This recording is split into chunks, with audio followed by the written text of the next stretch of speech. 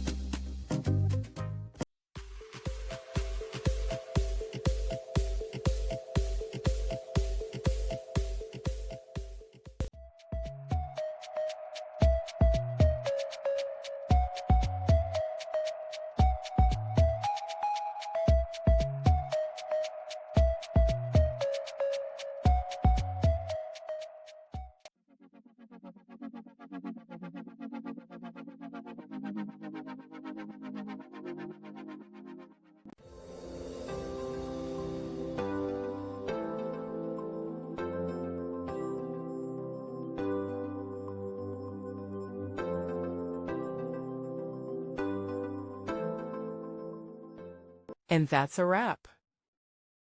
I hope you found the answer you were looking for. If you did, take a second to hit that subscribe button. It really helps out. And let me know in the comments which solution worked best for you.